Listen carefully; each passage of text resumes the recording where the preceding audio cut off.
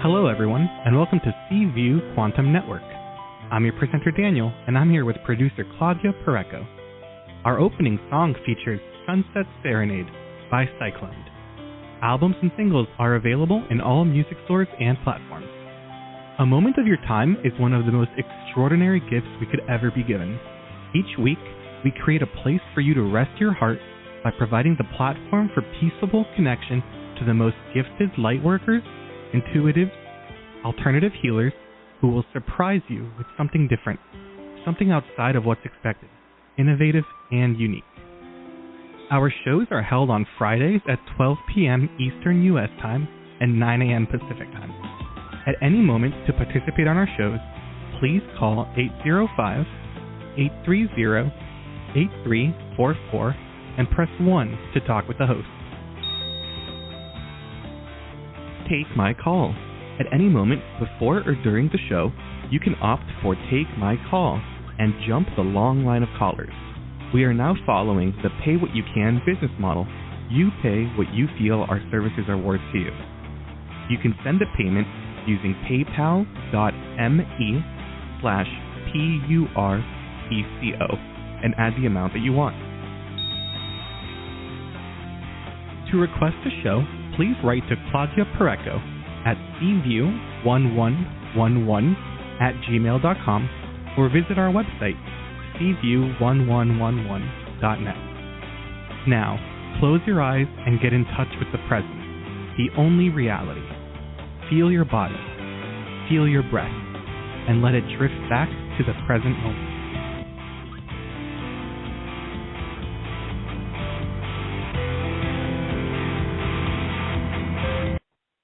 Thank you, Danny, and welcome everybody to Seaview 2023.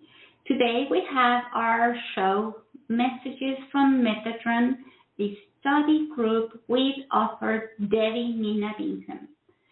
We meet the third Friday at noon every other month. Our next show is in May, and on May we're talking about death and the afterlife. And this is always from the point of view of Metatron, the Archangel. Seaview and I hope you will join us every time that we are here for this podcast study group. Now, let's introduce the author of Messages from Metatron, Devi Nina Bingham, but we call her Nina. She is an author, a life coach, a clinical hypnotherapist, and a sound therapist. She also does readings during our show. So you are open to ask a question about a reading that you want, messages from Metatron, from spirit guides, from above. So please welcome Nina. And remember, if you want to get in contact with her, it's ninabingham.blogspot.com. And you can find her book on Amazon. But let's see what she has in for people that are listening to us. Hey, Nina, welcome. So happy to have you here. Thank you so much, Claudia. It's a pleasure, as always, to talk to you and to talk to our audience. And welcome, everybody, to message 16 of the channeled book, Messages from Metatron. Today we are studying the topic of soulmates. Soulmates. So much has been said about this concept because it rings a bell. We've all experienced having a lover or a family member, a child, or even a cherished pet whom we feel extraordinarily close to, another who really gets us in a way that others haven't. We love these people fiercely. We may also have fought with them fiercely because one of the hallmarks of a soulmate relationship is an extreme passion, and that passion can go either way. So we can either passionately love them, or on the flip side, we may passionately dislike them, at least on the surface. But passion for somebody or some pet is a sure sign of a soulmate. We'll see today that there is both a light and a dark side to soulmates. We'll look at both. So today I'm going to share from my own experiences with soulmates. Claudia is going to share, if she's so inclined, about her experiences with soulmates, and we'll have some callers. But I'd like to ask our listeners to do me a great favor by taking 5 or 10 minutes of your time today to call in and share your experience with a soulmate. I hope you'll consider helping us. There are so many different kinds of soulmate relationships. I know for a fact that my dog Romeo and I are soulmates. And how do I know that? Because I love him more than I love a human soul. And that's the truth. And because he has taught me an important lesson and continues to teach me. And my dog has taught me to approach him with tenderness, with gentleness, with patience. And you see, he's a rescue dog who was very abused and abandoned as a puppy. And as a result, Romeo, he is a nervous wreck. So he had puppy PTSD.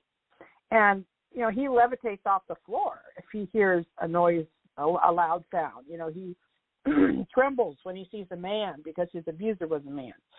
So he has what's known as hyperarousal, which means he's skittish about every little thing. So even after 11 years, he still suffers from PTSD and anxiety, and always will. Because he's like this, it's forced me to speak quietly and calmly to him and not to make any sudden moves. In my life has taught me to be gentle, because that's not a quality that really came natural to me. I'm more of a powerhouse kind of gal. But it's a quality that I needed to learn, you know, and the universe knew that. And so they sent me this little guy. So Metatron says that our pets are always soulmates, always. And that would mean that animals have souls, doesn't it? So let's hear what Metatron says about animals first off. Here's what he says. He says, quote, "Can animals be soulmates? Animals have souls, and depending upon their intelligence, they can have distinct personalities. House pets, such as dogs and cats, have personalities, characteristics that define them." Then he goes on to describe how this works with our pets. And he says, quote, "It's something like going to a pet shop and picking out a pet. On the other side, you wanted to and planned, so you wrote that pet into your life's agenda or your blueprint. And one day you're walking by a pet store and you find yourself spontaneously wandering in, and there you find an irresistible face, one that at first it's love at first sight. And it's because you had planned to adopt that dog all along, even that particular dog on that particular day." So this is what he says about animal soulmates. He's saying that it's not by chance that we pick the pet that we pick. And it was prearranged on the other side. So I want to start with you, Claudia. I mentioned Romeo has been my teacher. And I wonder if you have any pets, and if so, do you think that they have personalities, first off? And secondly, in what ways have they taught you something? Or in what way have you taught them something, your pets? Yeah, well, definitely I have pets. I'm a dog person, and I have had 2 pets that I'm really, when Metatron mentioned in his chapter that they are your soulmates, I was like, yay! Because, you know, you feel that connection, that closeness, that way of there's a conversation that you can have with them that is very special. And I do have a dog right now, and she, to me, is the one of my most strong soulmates that I have had in a pet, in the way that I knew she was coming. I dreamt of her, and the moment she came into my life, it's like my whole heart was healed because of her. So she taught me how to heal my heart. And I don't know how to love her any more than I do, but I do. It's amazing. It's like, you know, when you have children, you learn that a special way of loving that you never knew before, and then you have the one and you love him so much, and then you're expecting your second. And one of my fears back then is like, how am I ever going to be able to love the second one when I have no room in my heart for it? Like, my first child was full of it. And then the second one born, and it's like, oh, my heart grew bigger. It's not that I made room for two, it grows. And of course now I have three, so it's this huge heart of them. So every soulmate has taught me that your heart is big enough to have as many as you need in there. And you're right, they come and go. Some of them are just a little time in your life, and some of them have been there for as long as I've been here. So, yes, that's a beautiful story. And you know, personality. Let's talk about that for a second. Personality, the way I would define that, is characteristics and preferences that are unique to the animal or person. So definitely our at least our house pets have characteristics that are all their own, and preferences that are all their own, right? One dog will eat anything, where my dog is completely finicky. So and it does have to do with the breed, but I think outside of the breed, it also has to do with they have little personalities. So we've talked about how animals have souls and personalities and how they're soulmates. So now let's look at what qualities make another person a soulmate. Because, you know, we throw the soulmate word around a lot. You hear it a lot. And Metatron tells us right away what qualities a soulmate will have. And I can't say it any more clearly than he has. So I'm just going to read directly from the book his definition of a soulmate. Here's what he says, quote, "Have you ever felt a strong attraction to someone even when it was against your better judgment?" In other words, you can't stay away from them.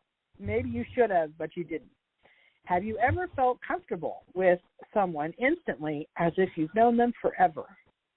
The characteristics of a soulmate are simple. You can recognize them because either they will be your teacher or they will be your student. Either they will be your teacher or they will be your student. And I would add to that sometimes it's both. With my dog Romeo, he taught me to be patient and gentle, and I'm teaching him not to be so afraid of big, noisy people, because that's what I am. Because sometimes they love you. You know, I love him, and I'd never hurt him. But because I'm big and noisy, he's not friendly to that. But yet we've been put together. And so maybe I'm teaching him, don't judge a book by its cover, something like that. So sometimes the lessons go both ways. And other than the passion you feel for them, there will be an element of learning a lesson of some sort because of them. By them, by you, or by both of you. So that's two hallmarks of a soulmate. What else tells us that a person or animal is a soulmate? Metatron says that it hurts to be separated from them. When parting is painful, when they exit our lives through death or a move or a breakup, it hurts like the dickens. And it's hard to let go. Why? Metatron explains it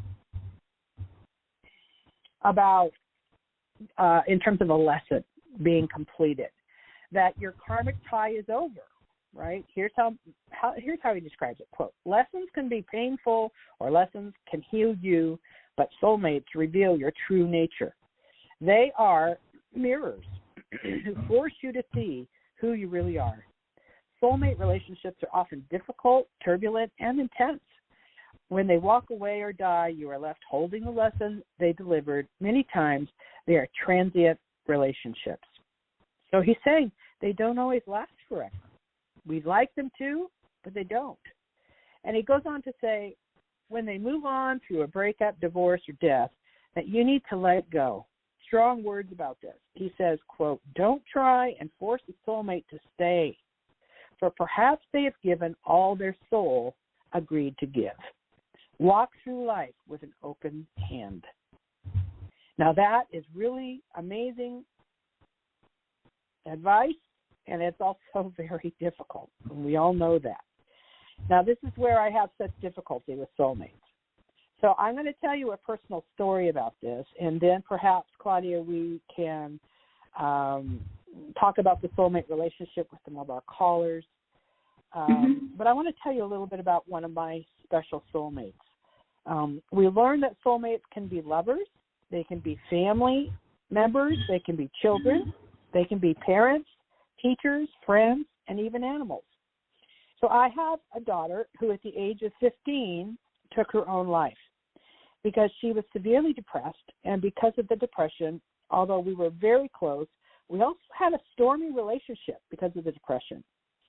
And people who are severely depressed are very unhappy, right? And when people are unhappy, they can be difficult to deal with or live with. And so Mariah and I had a close relationship. We loved each other intensely. But I also struggled with her symptoms of depression. So when she went off of her medication, she didn't tell anybody that she was going to do this. And it had a horrible result. 3 days later, she was dead. She took her own life because it backfired on her. So she was definitely a soulmate. And why can I say that? Because I loved her intensely. We had this intense relationship, like nobody else. Like nobody else. We were just, our souls got each other completely. But it was also a stormy relationship because of the depression. And when she left, it was like taking my heart out. It was like someone took a knife and cut my heart out. Because soulmates are often challenging. Tron addresses this. And he says, you may be asking, why did I pick people so challenging? When you constructed your life chart, you constructed it with other souls to play a part in each other's lives. You even agreed on the severity of the test or lesson. Wow. So let's look at this statement for a minute. You mean he's saying that we agreed that this would be painful and this painful and this lesson? And in the case of my daughter, Mariah, Metatron seems to be saying that even her death was engineered or contracted between us before she was born. Now, this is heavy stuff. These are questions of what is known as predestination, predetermination. Appears that that's what Metatron is saying. And this I've already struggled with, because why would either of us have agreed to go through something like this? But Sylvia Brown is an American psychic that you might know her name, and I adored. She's no longer in her body. She's died a few years back. But she addressed predestination by saying this, and I thought it was very intelligent, that the reason we agree to extremely difficult and painful life situations, things like suicides and murders and rapes, the worst tragedies and traumas in life, is because when we die, on the other side, we're in a state of absolute bliss, of absolute perfection. And in heaven, there's no pain, there's no fear, there's no horror, there's no memory even of evil. So when we plan our lives with the help of our soulmates on the other side, we forget how horrible it can be. And we can't remember the pain of pain. It's like childbirth. If you've ever had a child, you'll understand what I'm going to say. After you deliver that child, you say to yourself, that's it. I am never having another child again, because it's so painful. Someone asked the comedian Carol Burnett, someone asked her one time what childbirth feels like. And I loved her response. She said, imagine taking your bottom lip and pulling it over the top of your head. That's what childbirth feels like. And it's true. So it's so painful. Why would a woman do that to herself over and over? Because you forget. You forget the pain of childbirth after you deliver this beautiful child and you have them in your arms. And Sylvia Browne said, it's just like that. When you're comfy cozy in heaven, you forget how much this is going to hurt. And so someone, please, Claudia, please remind me if I see you there, won't you? The next time I'm there, to slow down a little bit and not take such a heaping helping of traumatic circumstances in my next life. And I'll do the same for you. Okay. Okay. Yeah. So sometimes, the things we agree to with our soulmates can be extremely painful circumstances. So I want to just stop there, and I want to bring in some of our callers, and I wonder if they could share a little bit about their questions they have about soulmates or their experiences they've had in relation to what we've been talking about. Okay, I'm going to bring Andres first and then Pat. Okay. Andres? Yes. Do you hear me? Yes, we can hear you. So did you hear the question? Can you repeat it, please? Yes, I'm just wondering what your experience is on soulmates or what your thoughts are about it. Yeah, for sure. I have some like comfort or situations where I feel attracted to this person. It's funny because it seems like Metatron doesn't talk about love, but other kind of attractions. I'm actually coming out from a relationship where we were both teachers and teach. So I definitely think it's something I have to pass through to be where am I right now, and probably in the future I will realize what else was there for me and for her. Also with my family, right? Go ahead. No, it's what you were saying, like we can find soulmates in our family, so I realize I have this kind of attraction or comfort with family members. I've never felt it with animals. For example, like I read like when you go to a pet store and you feel this kind of attraction with an animal. Yeah, I don't know. Like I like what I'm hearing. Well, you bring up a really good point about your recent breakup, and that is, we usually, he talks a lot about lessons in this book and in this chapter, in this message. But you're right. We don't usually understand completely what the lesson is that we've learned until much later. It's like driving, and it's like we don't see until we look into the rearview mirror, right? And so it takes us a while to see anything in that mirror when we're looking into the life lesson mirror. We don't always immediately see what's there or what we learned. We can guess. We can say, well, I think this person was learning this from me and I was learning this from this person. But it really does take some time. It takes some healing for us to not only understand what we've learned, but I also think it takes time for us to appreciate what we've learned, because they're not always easy lessons. They're not always, soulmate lessons are not always easier. They're sometimes painful lessons. So what you bring up is really important, that it's going to take time and it takes perspective before we can understand what it is we're learning. It's almost like to try to understand it in the moment is impossible. Do you feel that way? Yes, it's hard to understand at the moment. but I like what I've read and what I'm hearing. Like in a moment, maybe in a near future, I will realize for sure what was happening and why. Right. Right. There are definite, according to this book, there are definite signs of a soulmate. You know, that passion.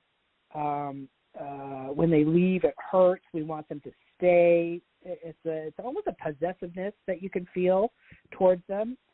You know, you can be very possessive of them, and it's because you know, there's so much in our heart for them, and also the feeling like we've known them before. I mean, I've had that experience. Have you had that experience where you meet someone and you're feeling like, wow, why am I so comfortable, like immediately with this person?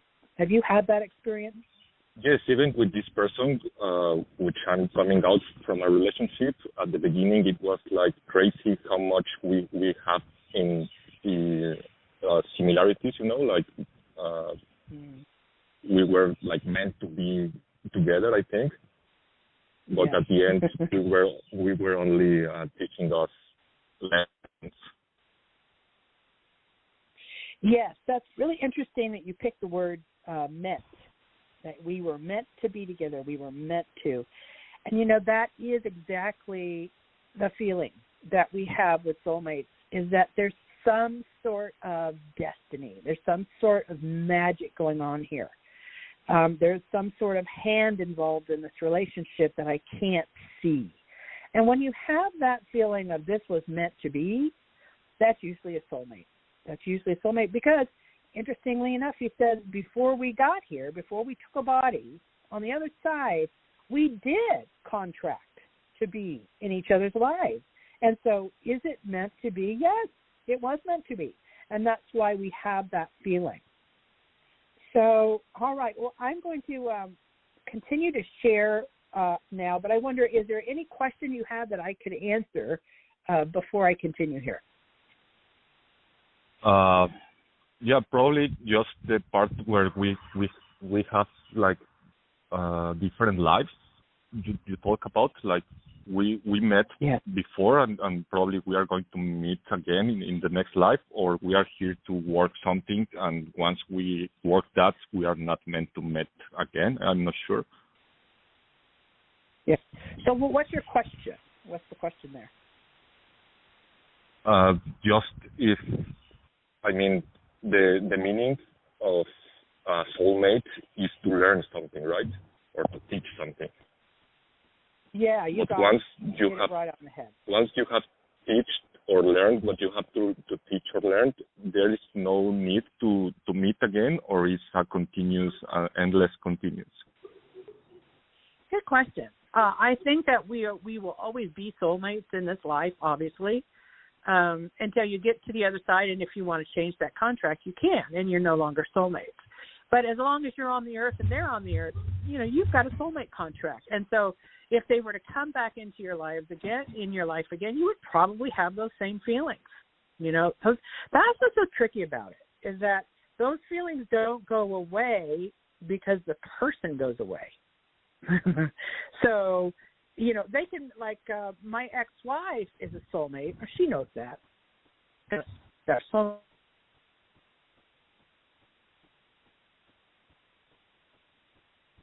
Debbie, we stopped hearing you. So is that my brain understands, right, that no, it's over, she's with somebody else, and we're both moved on, but my soul recognizes her immediately. And so that's the tricky part, is that you're always going to have that feeling that it was meant to be. But what he's saying is when you have that feeling that it was meant to be, there are times when you have to let go despite that feeling. And that's where the pain comes in, because there's something inside of us telling us, no, this person was meant for you. And so that voice in the back of your head kind of never goes away. So that's the challenge here with soulmates. Okay, Debbie, I understand. Thank you. Nina, in that matter, does Metatron talk about some signs that you can find on your soulmate that lets you know it's like, no, it's time to get away from that person because it's done. So if there's some signs that you can recognize as let go, move on, this is it. Oh, if I could find one of those signs, I would go buy 100. No, because that's the problem, right? The problem is that we keep hoping for things to get better. We keep hoping that if this and that happens, then that love attraction will continue. Yes. Oh, yes.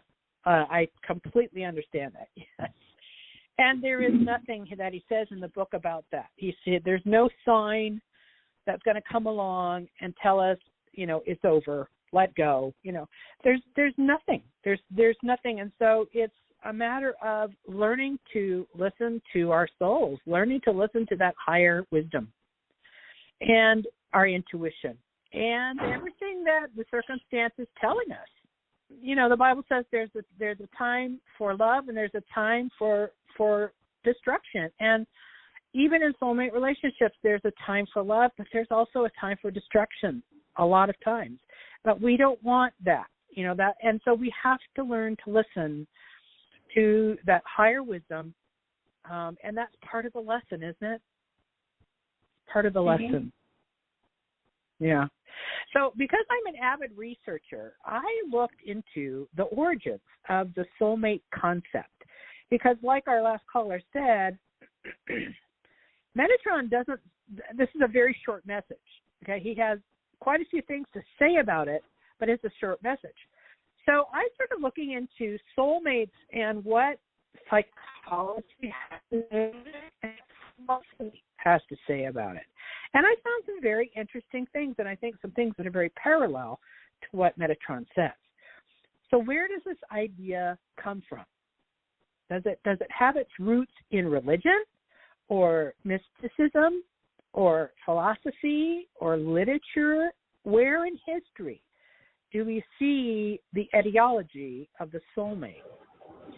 And so according to Maris poll, 73% of Americans believe in soulmates. 73%. That's a big chunk. More men than women believe that they are destined to find their one true match. And really? I was surprised to see how many people. Wow.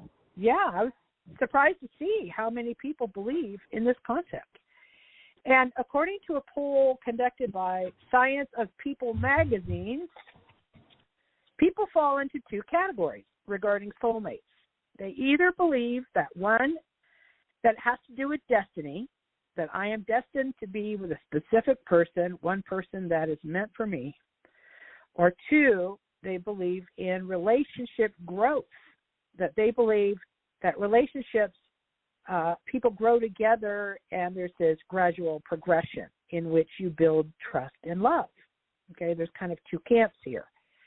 And the survey also found that destiny, people who believe in destiny, tended to have relationships that were passionate, often became disillusioned or frustrated by their soulmate, versus the people who believed in growth-oriented relationships tended to work out their disagreements, and the relationships were longer lasting. Isn't that interesting? So having said that, I would add something to this survey, and that is not all relationships are going to be soulmate relationships. So I would say don't compare the two that this survey compares, because their conclusion is that growth-oriented relationships are better because they're less trouble and are longer lasting. And that's true.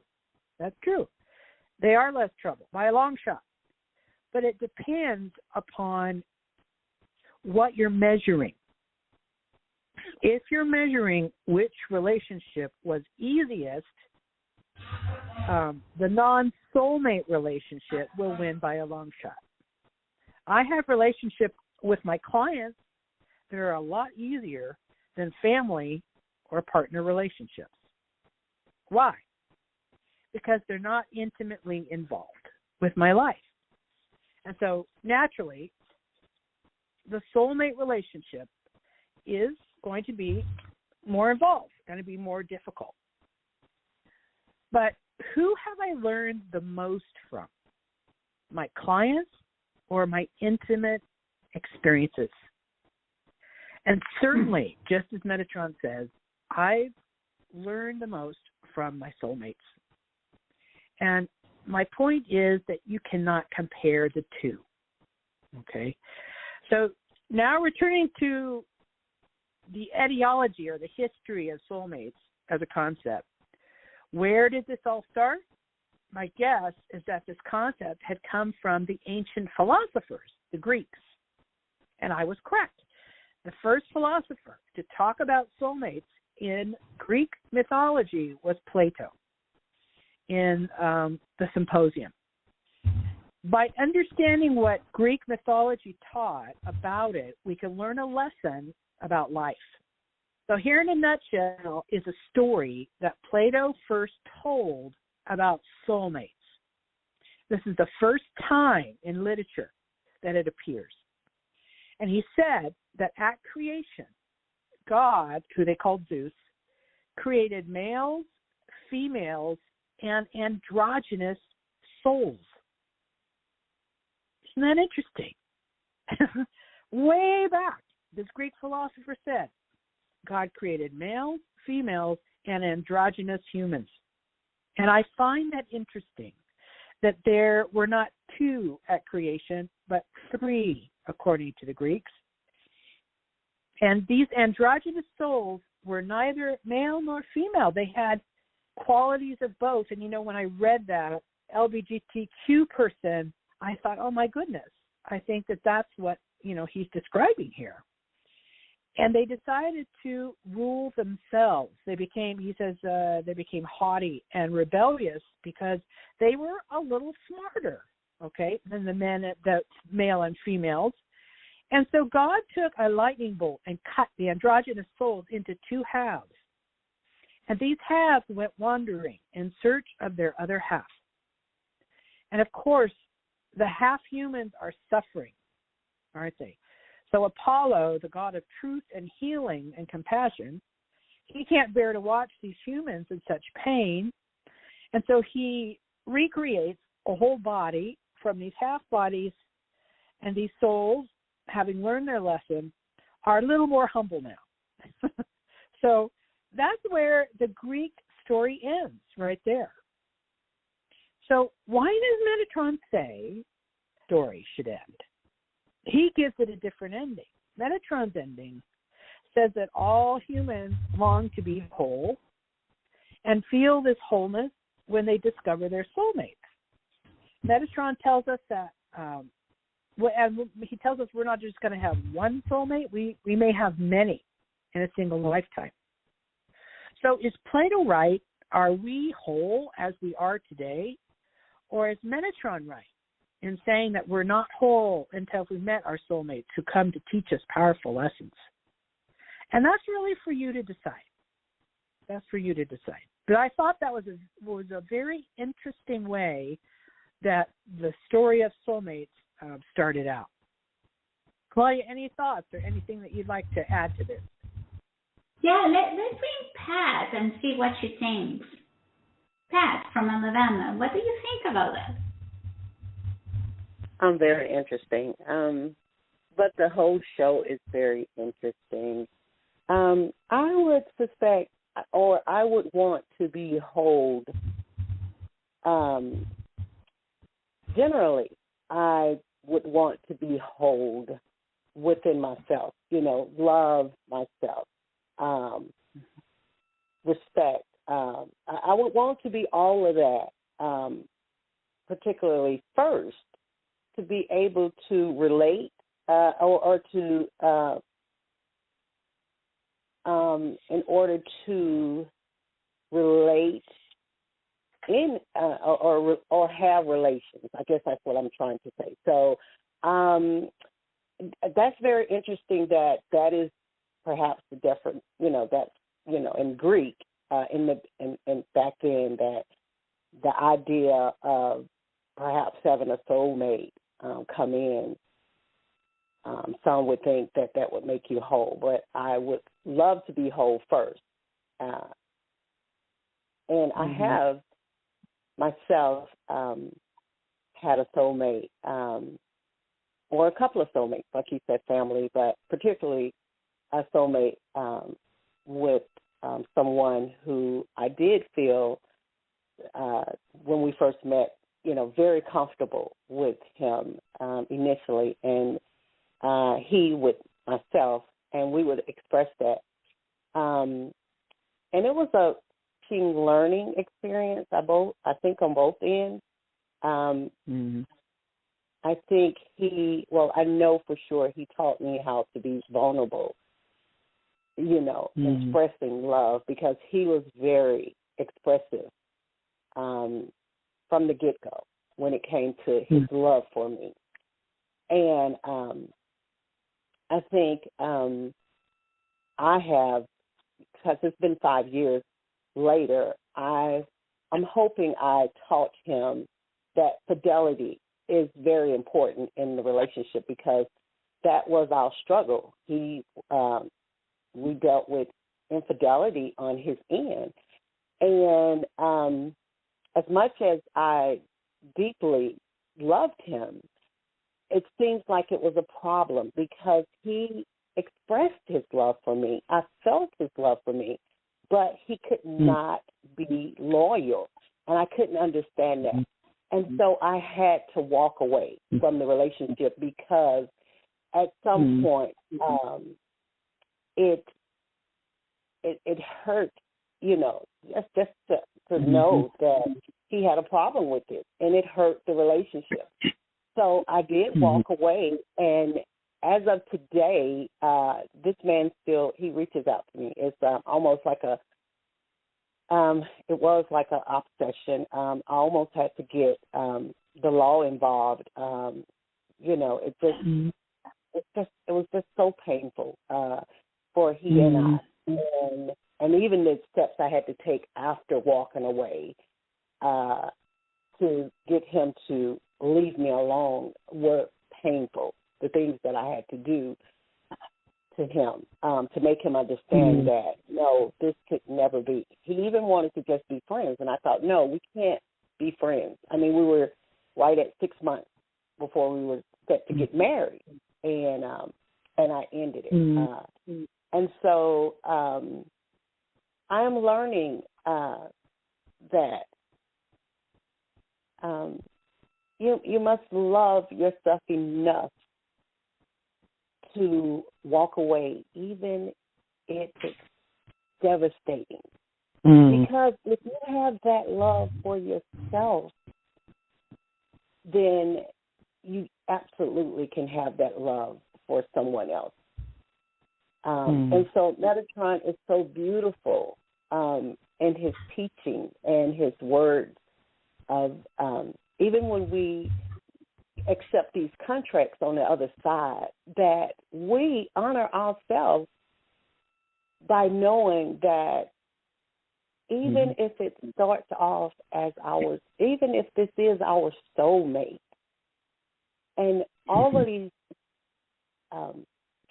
and the connection and the relation is beautiful to begin with. If there is a so-called end due to whichever partner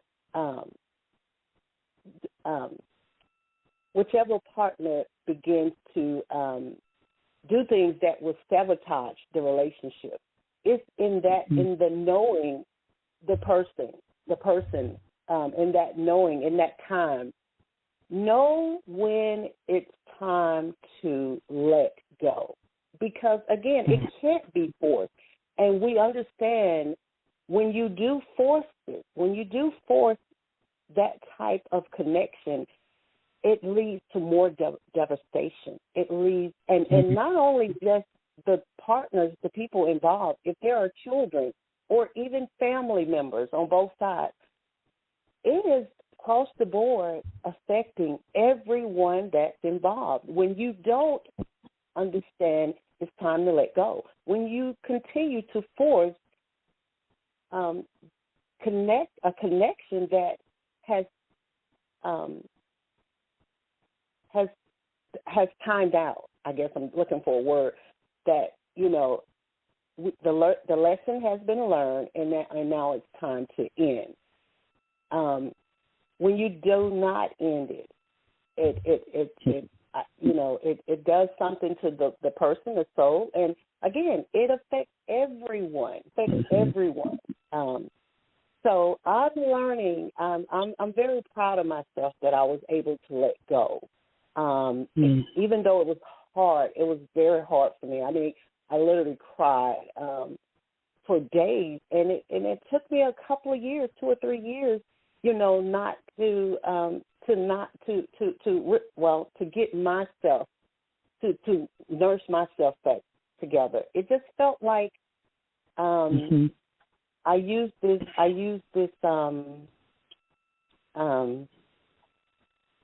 metaphor. I use this metaphor when I explain to people about this relationship that I ended. I told them, you know, I made, if they asked me, how did you get through that, or what did it feel like? What did that feel like, ending that relationship? And I would tell them all the time, look, I would rather get shot in the foot than to have a heartbreak. I said it was devastating. My heart, literally, it just seemed like it was in my hand in pieces. And what I had to do is I had to day after day after day nurse myself back to a good health. A good health. It seemed like I had to stitch. You know, some days I had to take gauze and pat. Other days, you know, it was like a wound that I had to nurse back there. But it was my heart. It was broken in pieces, and I couldn't understand why. Why would this person do this to me? As if I don't know him, based on how we started out in that relationship and how much love we had for each other, you know. And but now I'm in a better place, and I thank him for those lessons, you know, that he taught me. And I hope he thanks me for the lessons that I taught him. And now I'm able to move on to meet that person who I know that I will meet, that partner in life. And I'll take those lessons that I learned from that past relationship on to have a better connection. And he will be a better connection for me. And it will be because I didn't stay there and try to force it, even when I wanted to. I had that power to understand that you can let go. It's okay to let go. You will heal. You will heal. This will make you stronger. He will heal. And this will be you guys ultimately showing each other love by letting go. Thank you, Pat. Wow. What do you think about that, Devi? Nina? Well, I just want to applaud her because not only was it was a beautiful way of explaining it, I couldn't have explained it any better, about how turbulent a soulmate relationship can be. And then secondly, you know, it sounds like you really had a lesson in how to love yourself and not to walk away, and not to force a soulmate relationship, and that in the end is love. That in the end, that is the highest good that you can do for yourself and the other person, and as you said, the people around you that are involved. It's the highest good sometimes to let go. It's also the most painful. Thank you for sharing that. That was very profound, what you shared.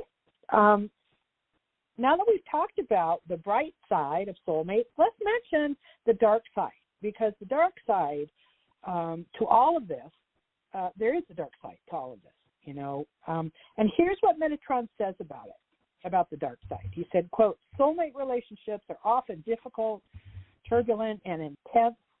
When they walk away or die, you are left holding a lesson they delivered many times. They are transient relationships. You will be done with them when one of you moves on, whether through a relational breakup, divorce, or death. So let's break that down, because first he makes the statement that soulmate relationships are often difficult, turbulent, and intense. He's telling us that soulmates aren't always a cakewalk, isn't he? And I think about my relationship with my daughter who passed, and she either, she either loved me passionately or she couldn't stand me. Of course, she was a teenager, and they tend to love or hate you. But the point is, our relationship was intense. And my ex-wife and I had an intense, stormy relationship. And they were both very much my soulmates. Why? Because we taught one another the most important lessons. Painful? Heck yes. Most painful lessons in my life. But important that my soul should learn from these lessons, absolutely. And the next point Metatron makes is that soulmates are often transient relationships. They will die or move on, or you have a breakup or a divorce, and you're left with the lesson that they deliver. And please, for God's sake, if you've been given a lesson, don't run from it. Learn from it. If you don't, what happens? What happens, Claudia, when we refuse to learn a life lesson? What happens when we refuse to look at ourselves? We refuse to make the necessary changes. What do you think happens in that? Yeah, the universe makes sure here comes again, and here comes again, until you get it. That's right. It comes around and in another form. That lesson will come around in another form, in another circumstance, involving a different person. But if it's a lesson meant for you, my friend, take it from me, it's not going anywhere. It will find you. It knows where you live. So stop thinking that you can outrun or outsmart your destiny. It's coming for you. Like RoboCop said, I'll be back. The soulmates aren't always easy, breezy relationships. And the hard, painful relationships can also be soulmates, and they will stay long enough for you to give you the lesson and then move on. And soulmates don't always stay, though you wish they would or thought they would or they said they would. When contract with them is over, Metatron says, don't try and hold them, release them. He says, you don't have the right. That's what he said. He said, you don't have the right. You don't have the right to keep them 1 minute longer than they said that they would be there. Why? Because they have a life chart or a life blueprint that may include other people and not you. Now, that's hard to accept, right? Especially in the case of a marriage where you, in front of God and everybody, have committed to be lifelong partners or in a partnership. Hard to accept. Will you grieve when you lose that? But try to remember that they do have a destiny that is separate from yours.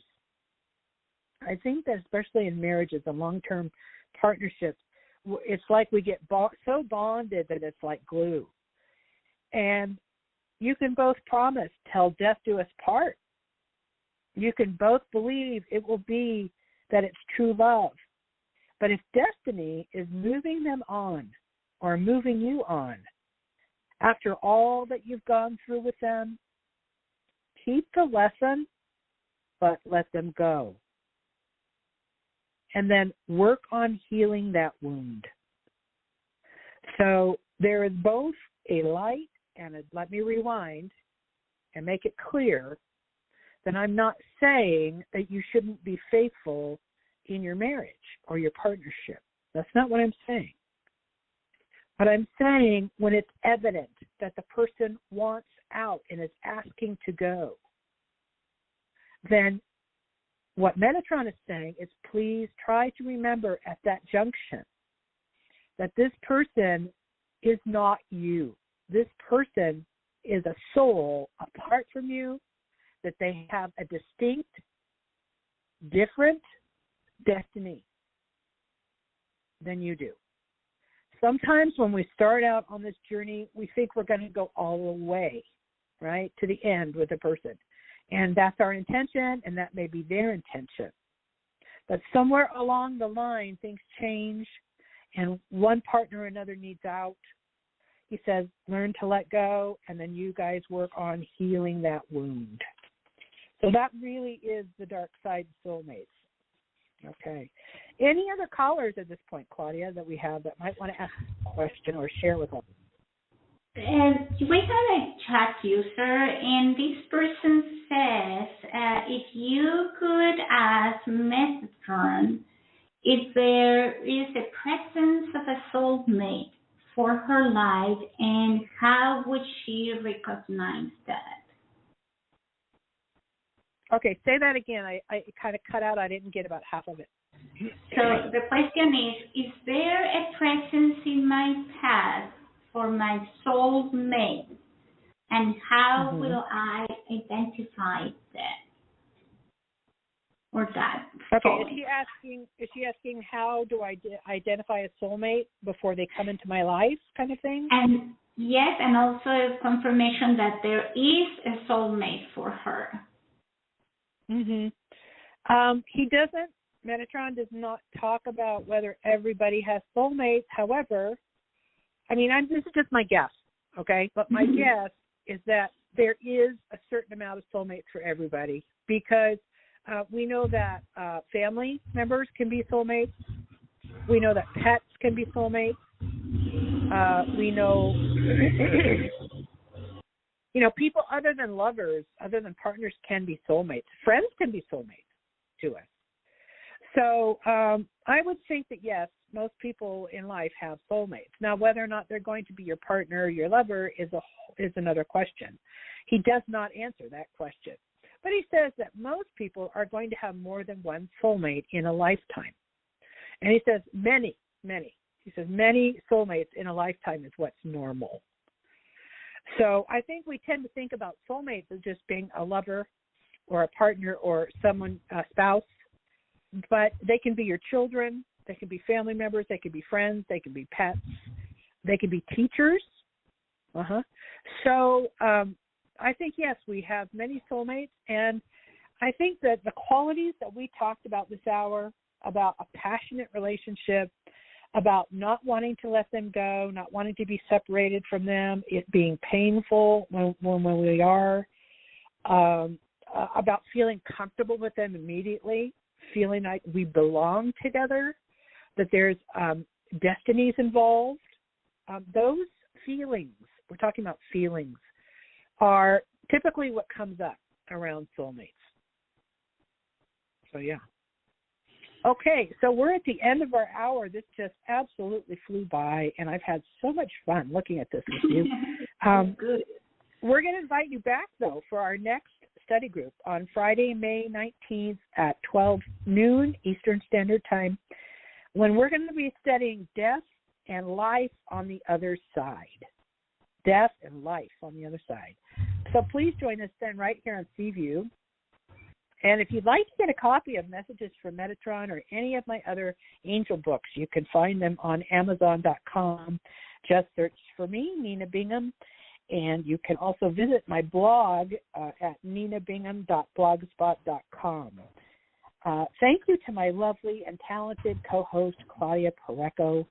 She's so talented and a beautiful soul. And thank you, Claudia, as always. And we'll see you guys next time. And thank you as well. I do consider you my soulmate, so that attraction, that moment that you know that you're going to be working with somebody. So thank you also for that, Devi Nina. And thank you, everybody. Have a wonderful weekend. Remember, see you is every Friday, and we love Devi Nina. Bye-bye.